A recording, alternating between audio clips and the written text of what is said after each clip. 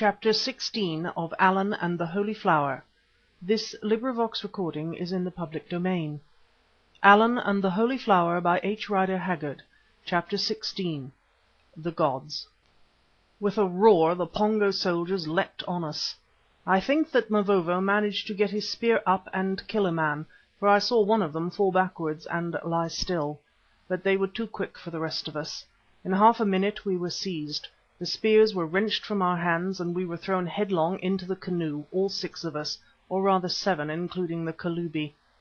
A number of the soldiers, including Komba, who acted as a steersman, also sprang into the canoe that was instantly pushed out from beneath the bridge or platform on which the Motombo sat, and down the little creek into the still river of the canal or estuary, or whatever it may be, that separates the wall of rock which the cave pierces from the base of the mountain.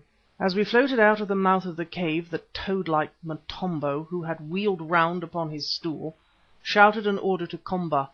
"O Kalubi," he said, "set the Kalubi who was, and the 3 white men and their 3 servants, on the borders of the forest that is named House of the God, and leave them there. Then return and depart, for here I would watch alone. When all is finished I will summon you." Komba bowed his handsome head, and at a sign 2 of the men got out paddles, for more were not needed, and with slow and gentle strokes rowed us across the water. The first thing I noted about this water at the time was that its blackness was inky, owing, I suppose, to its depth, and the shadows of the towering cliff on one side, and of the tall trees on the other. Also I observed, for in this emergency, or perhaps because of it, I managed to keep my wits about me, that its banks on either side were the home of a great number of crocodiles that lay there like logs. I saw further that on a little lower down, where the water seemed to narrow, jagged boughs projected from its surface as though great trees had fallen or been thrown into it.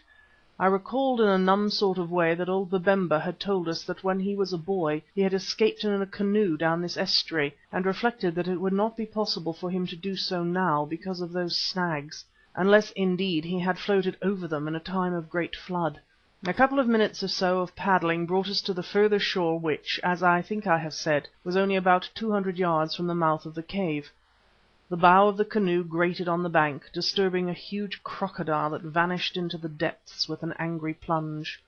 "Land, white lords, land," said Komba with the utmost politeness, "and go, visit the god who is doubtless waiting for you.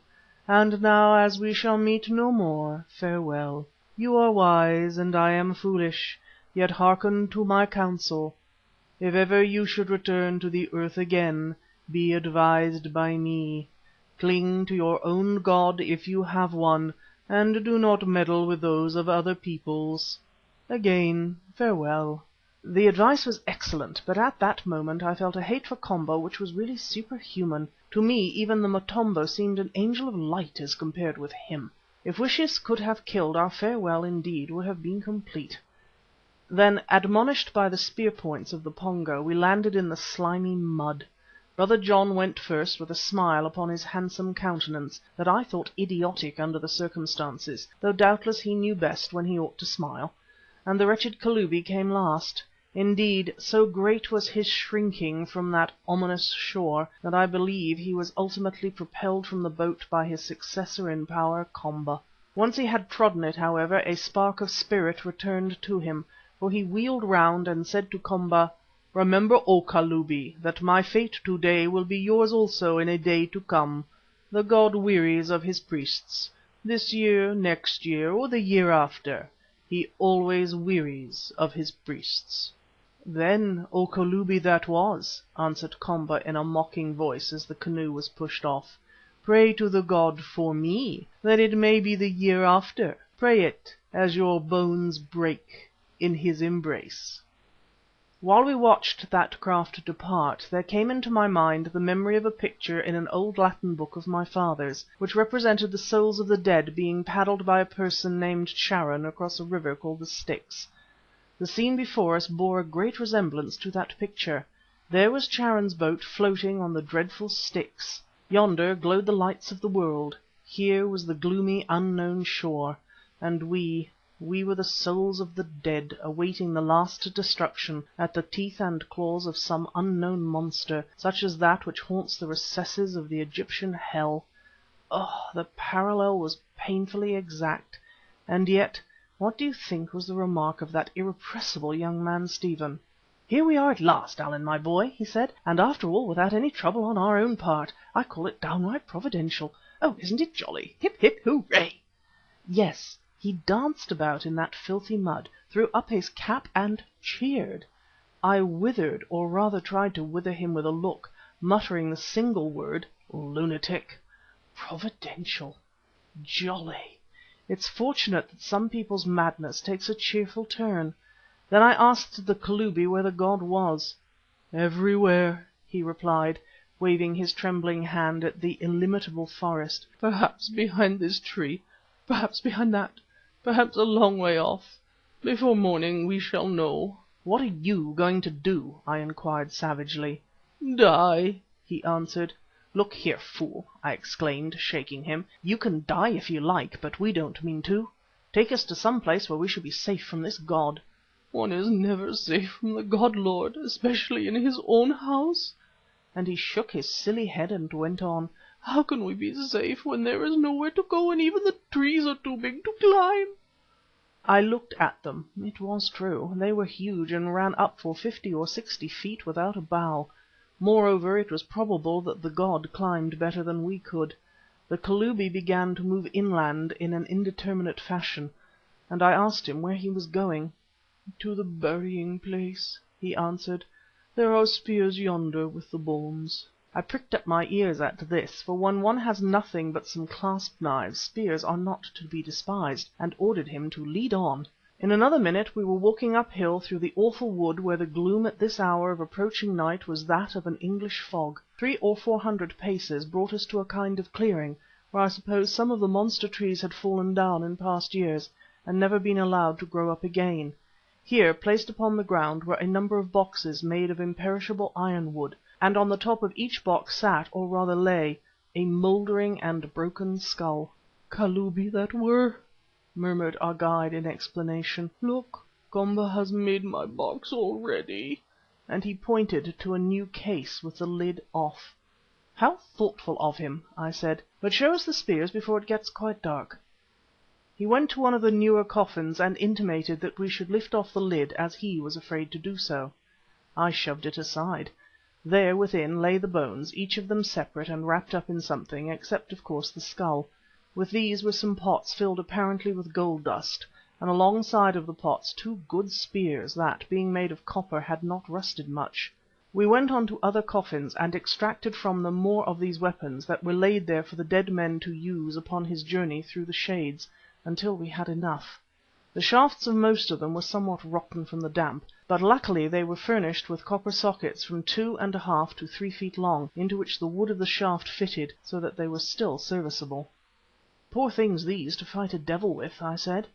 "Yes, Baas," said Hans in a cheerful voice, "very poor. It is lucky that I have got better." I stared at him. We all stared at him.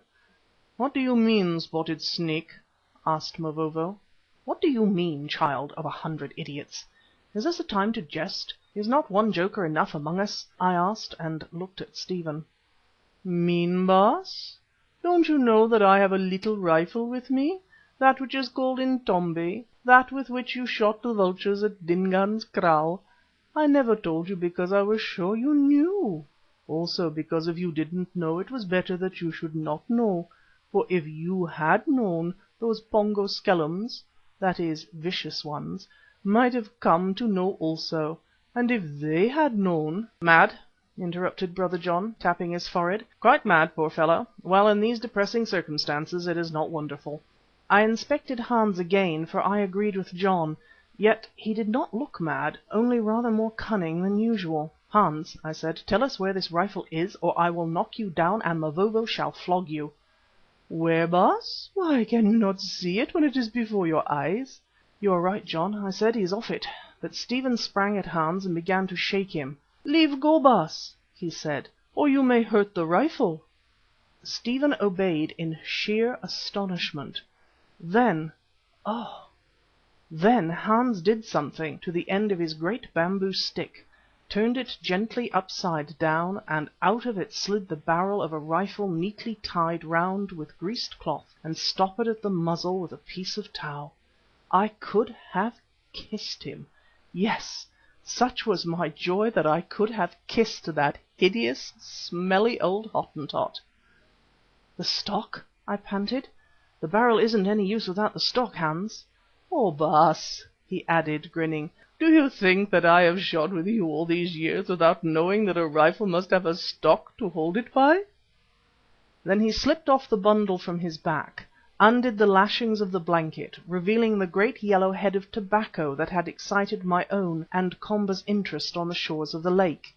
This head he tore apart and produced the stock of the rifle nicely cleaned, a cap set ready on the nipple, on to which the hammer was let down, with a little piece of wad between to prevent the cap from being fired by any sudden jar. "Hans," I exclaimed, "Hans, you are a hero and worth your weight in gold." "Yes, Baas, though you have never told me so before. Oh, I made up my mind that I wouldn't go to sleep in the face of the old man, Death. Oh, which of you ought to sleep now upon that bed that Bausi sent me?" he asked as he put the gun together. "You, I think, you great stupid Mavovo. You never brought a gun. If you were a wizard worth the name, you would have sent the rifles on and had them ready to meet us here. Oh, you will laugh at me no more, you thick head of a Zulu." "No," answered Mavovo candidly, "I will give you Sibonga. Yes, I will make for you titles of praise, O clever Spotted Snake." "And yet," went on Hans, "I am not all a hero. I am worth but half my weight in gold, for, Baas, although I have plenty of powder and bullets in my pocket, I lost the caps out of a hole in my waistcoat. You remember, Baas, I told you it was charms I lost. But 3 remain. No, 4, for there is one on the nipple. There, Baas, there is Intombi all ready and loaded, and now when the white devil comes you can shoot him in the eye, as you know how to do up to 100 yards, and send him to the other devils down in hell. Oh, won't your holy father the Predikant be glad to see him there?" Then, with a self-satisfied smirk, he half-cocked the rifle and handed it to me ready for action. "I thank God," said Brother John solemnly, "who has taught this poor Hottentot how to save us." "No, Baas John, God never taught me, I taught myself. But see, it grows dark. Had we not better light a fire?" And forgetting the rifle, he began to look about for wood. "Hans," called Stephen after him, "if ever we get out of this, I will give you £500, or at least my father will, which is the same thing." "Thank you, Baas, thank you, though just now I'd rather have a drop of brandy, and I don't see any wood." He was right. Outside of the graveyard clearing lay, it is true, some huge fallen boughs, but these were too big for us to move or cut. Moreover, they were so soaked with damp, like everything else in this forest, that it would be impossible to fire them. The darkness closed in. It was not absolute blackness, because presently the moon rose, but the sky was rainy and obscured it. Moreover, the huge trees all about seemed to suck up whatever light there was. We crouched ourselves upon the ground, back to back, as near as possible to the centre of the place, unrolled such blankets as we had to protect us from the damp and cold, and ate some biltong or dried game flesh, and parched corn, of which fortunately the boy Jerry carried a bagful that had remained upon his shoulders when he was thrown into the canoe. Luckily I had thought of bringing this food with us, also a flask of spirits. Then it was the first thing happened. Far away in the forest resounded a most awful roar, followed by a drumming noise, such a roar as none of us had ever heard before, for it was quite unlike that of a lion or any other beast. "What is that?" I asked. "The god," groaned Kalubi, "the god praying to the moon with which he always rises." I said nothing, for I was reflecting that 4 shots, which was all we had, was not many, and that nothing should tempt me to waste one of them. Oh, why had Hans put on that rotten old waistcoat instead of the new one I gave him in Durban? Since we had no more roers, Brother John began to question the Kalubi as to where the Mother of the Flower lived. "Lord," answered the man in a distracted way, "there, towards the east. You walk for a quarter of the sun's journey up the hill, following a path that is marked by notches cut upon the trees, till beyond the garden of the god at the top of the mountain more water is found surrounding an island. There on the banks of the water a canoe is hidden in the bushes, by which the water may be crossed to the island where dwells the Mother of the Holy Flower."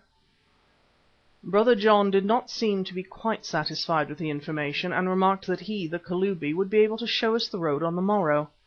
"I do not think that I shall ever show you the road," groaned the shivering wretch. At that moment the god roared again, much nearer.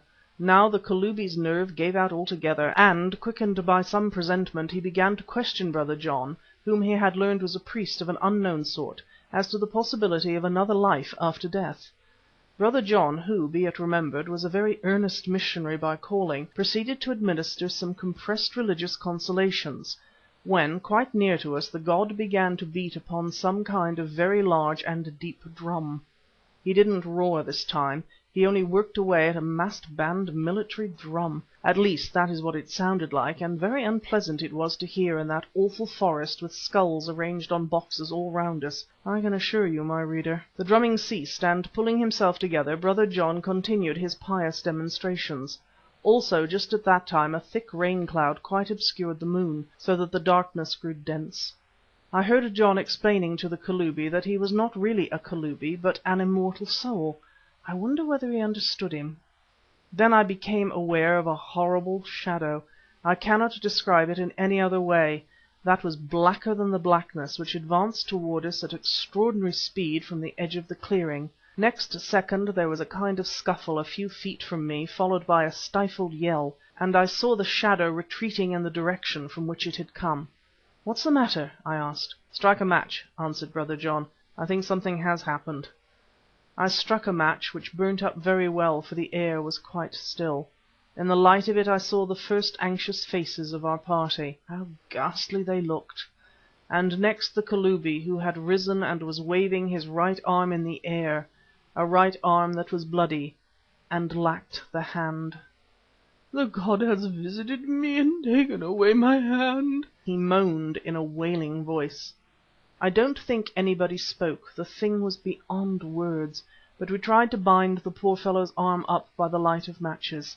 Then we sat down again and watched. The darkness grew still denser as the thick of the cloud passed over the moon, and for a while the silence, that utter silence of the tropical forest at night, was broken only by the sound of our breathing, the buzz of a few mosquitoes, the distant splash of a plunging crocodile, and the stifled groans of the mutilated man.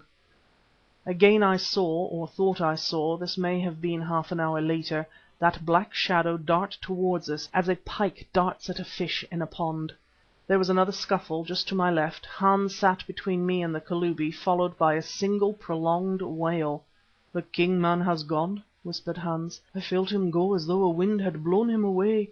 Where he was there is nothing but a hole." Of a sudden the moon shone out from behind the clouds. In its sickly light, about halfway between us and the edge of the clearing, say 30 yards off, I saw—oh, what did I see? The devil destroying a lost soul. At least, that is what it looked like. A huge, grey-black creature, grotesquely human in its shape, had the thin Kalubi in its grip. The Kalubi's head had vanished in its maw, and its vast black arms seemed to be employed in breaking him to pieces. Apparently he was already dead, though his feet that were lifted off the ground still moved feebly. I sprang up and covered the beast with the rifle, which was cocked, getting full on to its head, which showed the clearest, though this was rather guesswork since I could not see distinctly the foresight. I pulled, but either the cap or the powder had got a little damp on the journey and hung fire for a fraction of a second. In that infinitesimal time the devil—it is the best name I can give the thing—saw me, or perhaps it only saw the light gleaming on the barrel. At any rate, it dropped the Kalubi, as though some intelligence warned it what to expect, threw up its massive right arm.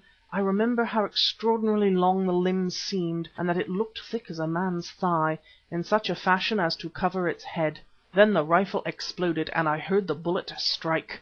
By the light of the flash I saw the great arm tumble down in a dead, helpless kind of way, and next instant the whole forest began to echo with peal upon peal of those awful roarings that I have described, each of which ended with a dog-like yelp of pain. "You have hit him, Baas," said Hans, "and he isn't a ghost, for he doesn't like it. But he's still very lively." "Close up," I answered, "and hold out the spears while I reload."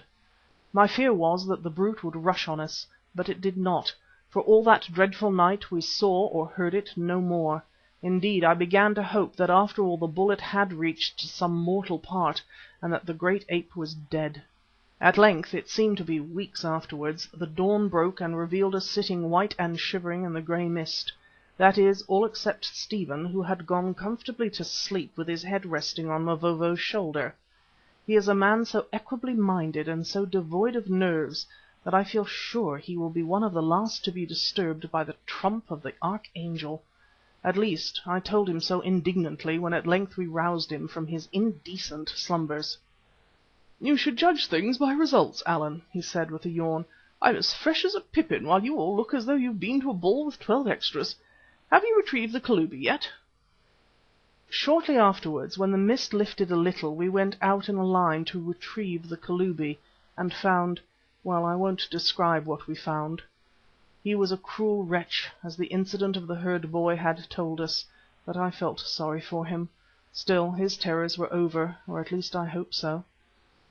We deposited him in the box that Komba had kindly provided in preparation for this inevitable event, and Brother John said a prayer over his miscellaneous remains. Then, after consultation and in the very worst of spirits, we set out to seek the way to the home of the Mother of the Flower. The start was easy enough, for a distinct though very faint path led from the clearing up the slope of the hill. Afterwards it became more difficult, for the denser forest began. Fortunately very few creepers grew in this forest, but the flat tops of the huge trees meeting high above entirely shut out the sky, so that the gloom was great, in places almost that of night. Oh, it was a melancholy journey as, filled with fears, we stole, a pallid throng, from trunk to trunk, searching them for the notches that indicated our road, and speaking only in whispers, lest the sound of our voices should attract the notice of the dreadful god.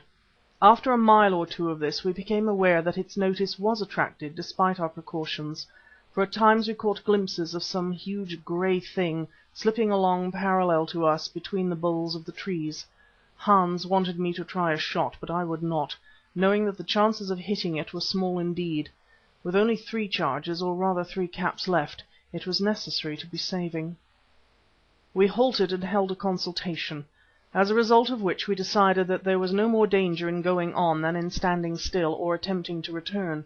So we went on, keeping close together. To me, as I was the only one with a rifle, was accorded what I did not at all appreciate, the honour of heading the procession. Another half mile, and again we heard that strange rolling sound which was produced, I believe, by the great brute beating upon its breast, but noted that it was not so continuous as on the previous night.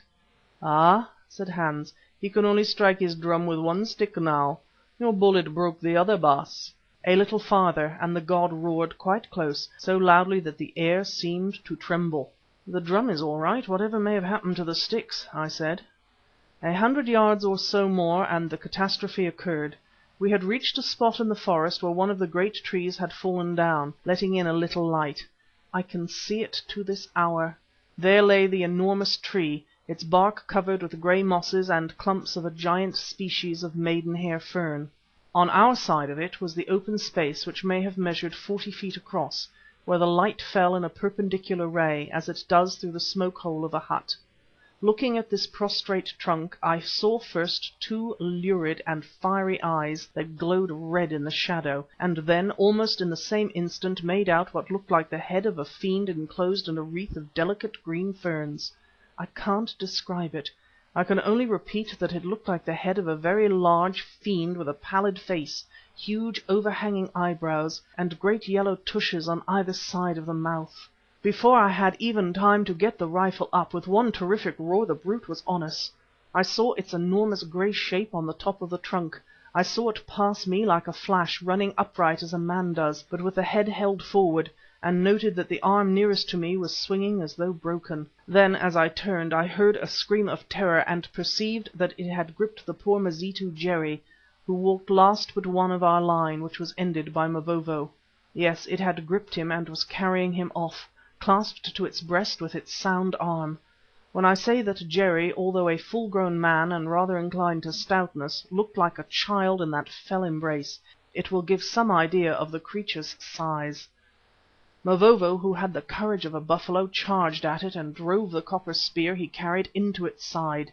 They all charged like berserkers except myself, for even then, thank Heaven, I knew a trick worth two of that. In 3 seconds there was a struggling mass in the centre of the clearing. Brother John, Stephen, Mavovo and Hans were all stabbing at the enormous gorilla, for it was a gorilla, although their blows seemed to do it no more harm than pinpricks. Fortunately for them, for its part, the beast would not let go of Jerry, and having only one sound arm, could but snap at its assailants, for if it had lifted a foot to rend them, its top-heavy bulk would have caused it to tumble over. At length it seemed to realize this, and hurled Jerry away, knocking down Brother John and Hans with his body. Then it leapt on Mavovo, who, seeing it come, placed the copper socket of the spear against his own breast, with the result that when the gorilla tried to crush him, the point of the spear was driven into its carcass. Feeling the pain, it unwound its arm from about Mavovo, knocking Stephen over with a backward sweep. Then it raised its great hand to crush Mavovo with a blow, as I believe gorillas are wont to do. This was the chance for which I was waiting. Up till that moment I had not dared to fire, fearing lest I should kill one of my companions. Now for an instant it was clear of them, and steadying myself, I aimed at the huge head and let drive. The smoke thinned, and through it I saw the gigantic ape standing quite still, like a creature lost in meditation.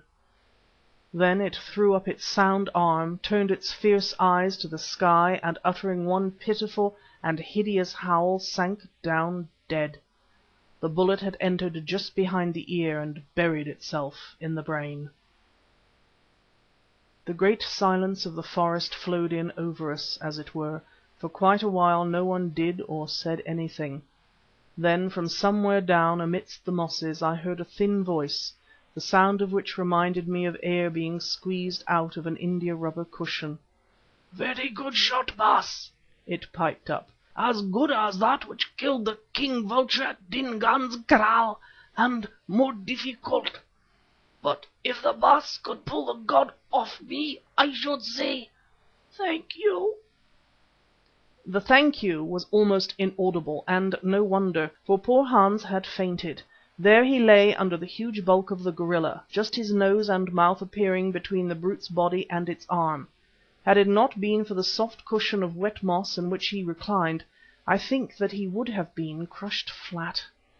We rolled the creature off him somehow, and poured a little brandy down his throat, which had a wonderful effect, for in less than a minute he sat up, gasping like a dying fish, and asked for more. Leaving Brother John to examine Hans to see if he was really injured, I bethought me of poor Jerry and went to look at him. One glance was enough. He was quite dead. Indeed, he seemed to be crushed out of shape like a buck that has been enveloped in the coils of a boa constrictor. Brother John told me afterwards that both his arms and nearly all his ribs had been broken in that terrible embrace. Even his spine was dislocated. I have often wondered why the gorilla ran down the line without touching me or the others to vent his rage upon Jerry. I can only suggest that it was because the unlucky Mazitu had sat next to the Kalubi on the previous night, which may have caused the brute to identify him by smell with the priest, whom he had learned to hate and killed. It is true that Hans had sat on the other side of the Kalubi, but perhaps the odour of the Pongo had not clung to him so much, or perhaps it meant to deal with him after it had done with Jerry. When we knew that the Mazitu was past human help and had discovered to our joy that, save for a few bruises, no one else was really hurt, although Stephen's clothes were half torn off him, we made an examination of the dead god. Truly it was a fearful creature. What its exact weight or size may have been we had no means of ascertaining, but I never saw or heard of such an enormous ape, if a gorilla is really an ape. It needed the united strength of the 5 of us to lift the carcass with a great effort off the fainting Hans, and even to roll it from side to side when subsequently we removed the skin. I would never have believed that so ancient an animal of its stature, which could not have been more than 7 feet when it stood erect, could have been so heavy, for ancient undoubtedly it was. The long yellow canine tusks were worn half away with use, the eyes were sunken far into the skull. The hair of the head, which I am told is generally red or brown, was quite white, and even the bare breast, which should be black, was grey in hue. Of course it was impossible to say, but one might easily have imagined that this creature was 200 years or more old, as the Motombo declared it to be. Stephen suggested that it should be skinned, and although I saw little prospect of our being able to carry away the hide, I assented and helped in the operation, on the mere chance of saving so great a curiosity. Also, although Brother John was restless and murmured something about wasting time, I thought it necessary that we should have a rest after our fearful anxieties and still more fearful encounter with this consecrated monster. So we went to work, and as a result of more than an hour's toil dragged off the hide, which was so tough and thick that, as we found, the copper spears had scarcely penetrated to the flesh. The bullet that I had put into it on the previous night struck, we discovered, upon the bone of the upper arm, which it shattered sufficiently to render that limb useless, if it did not break it altogether. This, indeed, was fortunate for us, for had the creature retained both its arms uninjured, it would certainly have killed more of us in its attack. We were saved only by the fact that when it was hugging Jerry, it had no limb left with it with which it could strike, and luckily did not succeed in its attempts to get hold with its tremendous jaws that had nipped off the Kalubi's hand as easily as a pair of scissors severs the stalk of a flower. When the skin was removed, except that of the hands which we did not attempt to touch, we pegged it out, raw side uppermost, to dry in the centre of the open place where the sun struck. Then, having buried poor Jerry in the hollow trunk of the great fallen tree, we washed ourselves with the wet mosses, and ate some of the food that remained to us.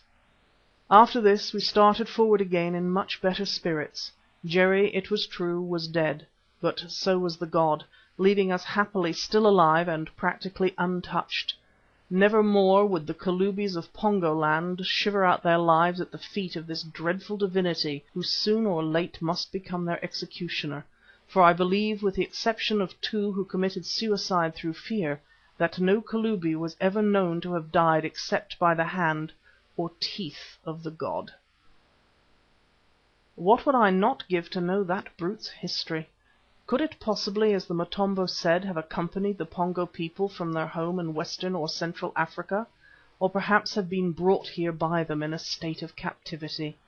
I am unable to answer the question, but it should be noted that none of the Mazitu or other natives had ever heard of the existence of more true gorillas in this part of Africa. The creature, if it had its origin in the locality, must either have been solitary in its habits, or driven away from its fellows, as sometimes happens to old elephants, which then, like this gorilla, become fearfully ferocious. That is all I can say about the brute, though of course the Pongo had their own story. According to them it was an evil spirit in the shape of an ape, which evil spirit had once inhabited the body of an early Kalubi, and had been annexed by the ape when it killed the said Kalubi. Also they declared the reason that the creature put all the Kalubis to death, as well as a number of other people who were offered up to it, was that it needed to refresh itself with the spirits of men, by which means it was enabled to avoid the effects of age. It will be remembered that the Motombo referred to this belief, of which afterwards I heard in more details from Babemba. But if this god had anything supernatural about it, at least its magic was no shield against a bullet from a Purdy rifle. Only a little way from the fallen tree we came suddenly upon a large clearing, which we guessed at once must be that garden of the god, where twice a year the unfortunate Kalubis were doomed to scatter the sacred seed. It was a large garden, several acres of it, lying on a shelf as it were of the mountain and watered by a stream. Maize grew in it and other sorts of corn, while all round was a thick belt of plantain trees. Of course these crops had formed the food of the god who, whenever it was hungry, came to this place and helped itself, as we could see by many signs. The garden was well kept and comparatively free from weeds. At first we wondered how this could be, till I remembered that the Kalubi, or someone, had told me that it was tended by the servants of the Mother of the Flower, who were generally albinos or mutes. We crossed it and pushed on rapidly up the mountain, once more following an easy and well-beaten path, for now we saw that we were approaching what we thought must be the edge of a crater. Indeed, our excitement was so extreme that we did not speak, only scrambled forward, Brother John, notwithstanding his lame leg, leading at a greater pace than we could equal. He was the first to reach our goal, closely followed by Stephen. Watching, I saw him sink down as though in a swoon. Stephen also appeared astonished, for he threw up his hands. I rushed to them, and this was what I saw. Beneath us was a steep slope, quite bare of forest, which ceased at its crest. This slope stretched downwards for half a mile or more to the lip of a beautiful lake, of which the area was perhaps 200 acres. Set in the centre of the deep blue water of this lake, which we discovered afterwards to be unfathomable, was an island not more than 5 and 20 or 30 acres in extent, that seemed to be cultivated, for on it we could see fields, palms, and other fruit-bearing trees. In the middle of the island stood a small near house thatched after the fashion of the country, but civilized in its appearance, for it was oblong, not round, and encircled by a verandah and a reed fence. At a distance from this house were a number of native huts, and in front of it a small enclosure surrounded by a high wall, on the top of which mats were fixed on poles as though to screen something from wind or sun. "The Holy Flower lives there, you bet," gasped Stephen excitedly. He could think of nothing but that confounded orchid. "Look, the mats are on the sunny side to prevent it scorching, and those palms are planted round it to give it shade." "The Mother of the Flower lives there," whispered Brother John, pointing to the house. "Who is she? Who is she? Suppose I should be mistaken after all. God, let me not be mistaken, for it would be more than I can bear." "We had better try to find out," I remarked practically, though I am sure I sympathized with his suspense, and started down the slope at a run. In 5 minutes or less we reached the foot of it, and breathless and perspiring though we were, began to search amongst the reeds and bushes growing at the edge of the lake for the canoe of which we had been told by the Kalubi. What if there were none? How could we cross that wide stretch of deep water? Presently Hans, who, following certain indications which caught his practised eye, had cast away to the left, held up his hand and whistled. We ran to him. "Here it is, Baas," he said, and pointed to something in a tiny bush-fringed inlet, which at first sight looked like a heap of dead reeds. We tore away at the reeds, and there, sure enough, was a canoe of sufficient size to hold 12 or 14 people, and in it a number of paddles. Another 2 minutes and we were rowing across that lake. We came safely to the other side, where we found a little landing stage made of poles sunk into the lake. We tied up the canoe, or rather I did, for nobody else remembered to take that precaution, and presently were on a path which led through the cultivated fields to the house. Here I insisted on going first with the rifle, in case we should be suddenly attacked. The silence and the absence of any human being suggested to me that this might very well happen, since it would be strange if we had not been seen crossing the lake. Afterwards I discovered why the place seemed so deserted. It was owing to 2 reasons. First, it was now noontime, an hour at which these poor slaves retired to their huts to eat and sleep through the heat of the day.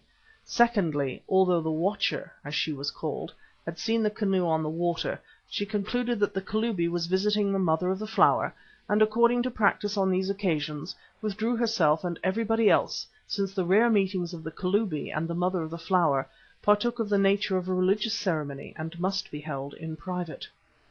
First we came to the little enclosure that was planted about with palms and, as I have described, screened with mats. Stephen ran at it and, scrambling up the wall, peeped over the top. Next instant he was sitting on the ground, having descended from the wall with the rapidity of one shot through the head. "Oh, by Jingo!" he ejaculated. "Oh, by Jingo!" And that was all I could get out of him, though it is true I did not try very hard at the time. Not 5 paces from this enclosure stood a tall reed fence that surrounded the house. It had a gate also of reeds, which was a little ajar. Creeping up to it very cautiously, for I thought I heard a voice within, I peeped through the half-opened gate. 4 or 5 feet away was the verandah, from which a doorway led into one of the rooms of the house, where stood a table on which was food. Kneeling on mats upon this verandah were 2 white women, clothed in garments of the purest white, adorned with a purple fringe, and wearing bracelets and other ornaments of red native gold. One of these appeared to be about 40 years of age. She was rather stout, fair in colouring, with blue eyes and golden hair that hung down her back. The other might have been about 20. She was also fair, but her eyes were grey, and her long hair was of a chestnut hue. I saw at once that she was tall and very beautiful. The elder woman was praying, while the other, who knelt by her side, listened and looked up vacantly at the sky. "O God," prayed the woman, "for Christ's sake look in pity upon us two poor captives, and if it be possible, send us deliverance from this savage land. We thank Thee who has protected us unharmed and in health for so many years, and we put our trust in Thy mercy, for Thou alone canst help us. Grant, O God, that our dear husband and father may still live, and that in Thy good time we may be reunited with him. Or if he be dead, and there is no hope for us upon the earth, grant that we too may die and find him in Thy heaven." Thus she prayed in a clear, deliberate voice, and I noticed that as she did so the tears ran down her cheeks. "Amen," she said at last, and the girl by her side, speaking with a strange little accent, echoed the "Amen." I looked round at Brother John. He had heard something and was utterly overcome. Fortunately enough he could not move or even speak. "Hold him," I whispered to Stephen and Mavovo, "while I go in and talk to these ladies." Then, handing the rifle to Hans, I took off my hat, pushed the gate a little wider open, slipped through it and called attention to my presence by coughing. The two women, who had risen from their knees, stared at me as though they saw a ghost. "Ladies," I said, bowing, "pray do not be alarmed. You see, God Almighty sometimes answers prayers. In short, I am one of a party of white people who, with some trouble, have succeeded in getting to this place and would you allow us to call on you?" Still they stared. At length the elder woman opened her lips. "Here I am called the Mother of the Holy Flower, and for a stranger to speak with the Mother is death. Also, if you are a man, how did you reach us alive?" "That's a long story," I answered cheerfully. "May we come in? We will take the risks. We are accustomed to them, and hope to be able to do you a service. I should explain that 3 of us are white men, 2 English and 1 American." "American?" she gasped. "American? What is he like, and how is he named?" "Oh!" I replied, for my nerve was giving out and I grew confused. "He is oldish, with a white beard, rather like Father Christmas in short, and his Christian name, I didn't dare to give it all at once, is John. Brother John we call him.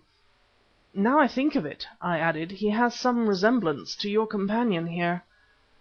I thought the lady was going to die, and cursed myself for my awkwardness. She flung her arm about the girl to save herself from falling, a poor prop, for she too looked as though she were going to die, having understood some, if not all, of my talk.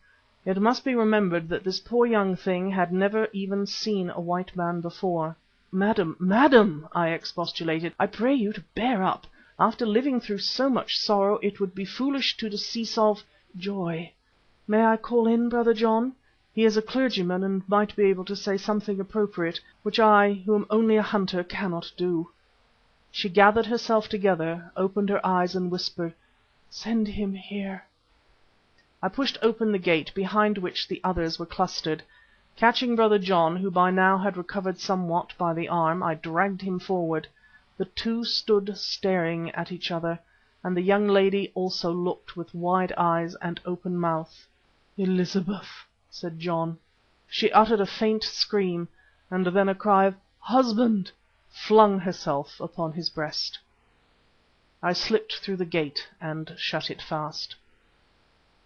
"I say, Allan," said Stephen, when we had retreated to a little distance, "did you see her?"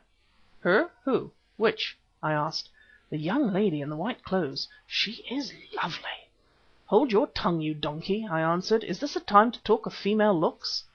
Then I went away behind the wall and literally wept for joy. It was one of the happiest moments of my life, for how seldom things happen as they should. Also, I wanted to put up a little prayer of my own, a prayer of thankfulness and for strength and wit to overcome the many dangers that yet awaited us. End of chapter 16.